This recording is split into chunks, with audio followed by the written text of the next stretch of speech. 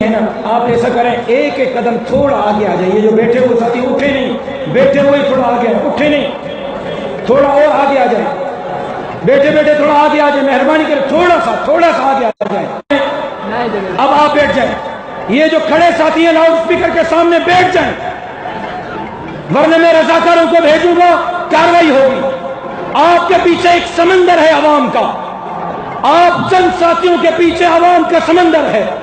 बैठ जाए साथी।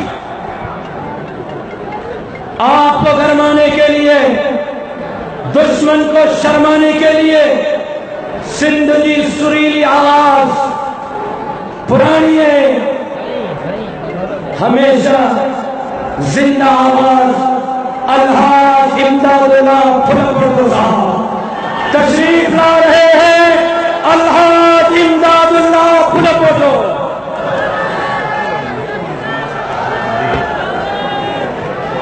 बिस्मिल्लाहिर्रहमानिर्रहीम। अस्सलामु अलैकुम वरहमतुल्लाहि वबरकातुहू। अल्लामा तुंदी दिसी शहादत,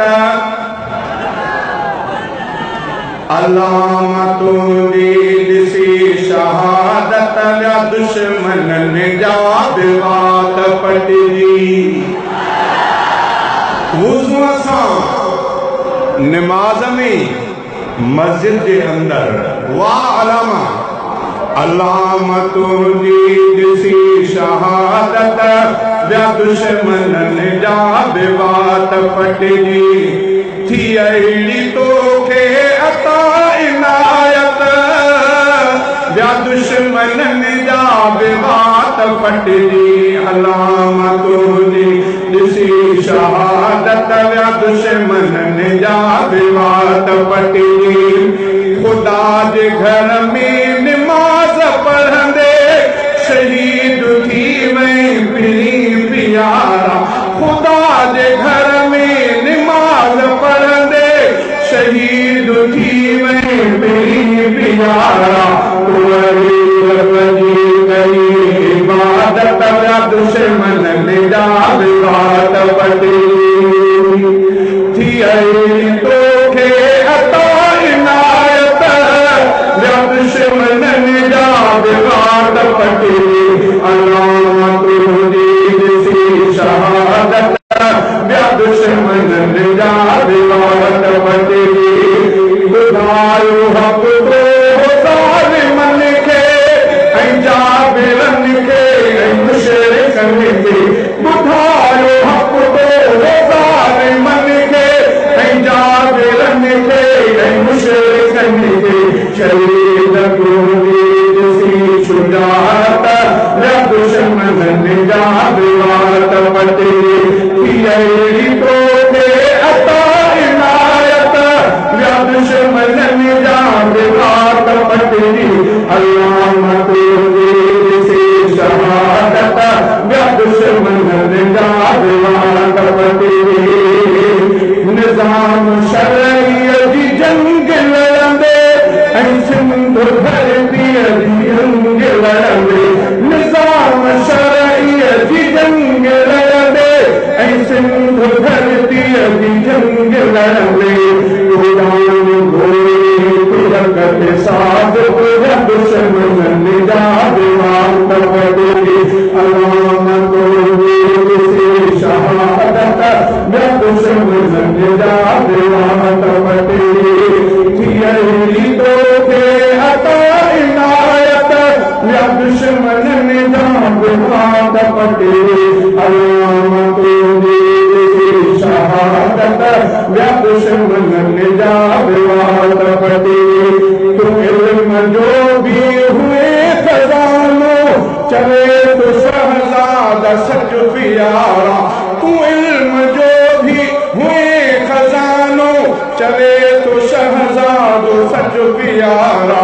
हा इल्म तुंदी दिसी लियाकत, या दुश्मनन जा बिवात पटजी। थी अहिड़ी तोखे अता इनायत, या दुश्मनन जा बिवात पटजी। अल्लामा तुंदी दिसी शहादत, بیا دشمنن جا بیوات پٹجی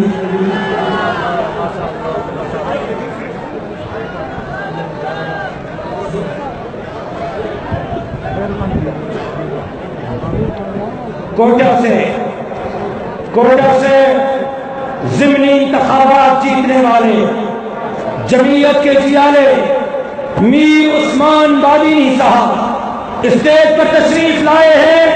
میں جمعیت سندھ کی طرف سے میر عثمان بادینی صاحب کو اسٹیج آمد پر مبارکباد بھی پیش کرتا ہوں اور کوئٹہ کو جمعیت کا قلعہ بنانے پر بھی مبارکباد پیش کرتا ہوں اور میر صاحب کو یہ بتاتا ہوں کہ میر صاحب کوئٹہ کے بعد اب لاڑکانہ کی باری ہے اور انشاءاللہ یہ برچم نبوی اب لاڑکانہ کی سیٹ پر بھی لہرائے گا۔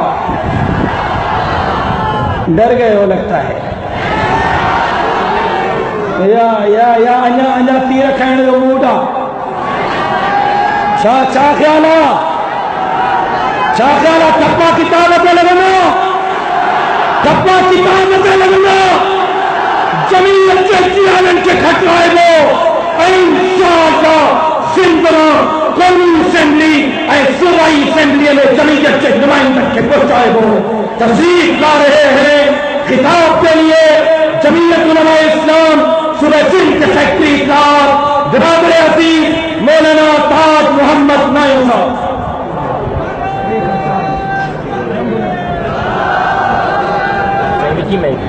بسم اللہ الرحمن الرحیم۔ میرے معزز مرکزی قائدین اور صوبائی قائدین اور علماء کرام اور معزز جناب عقیل پیش کرنے کے لیے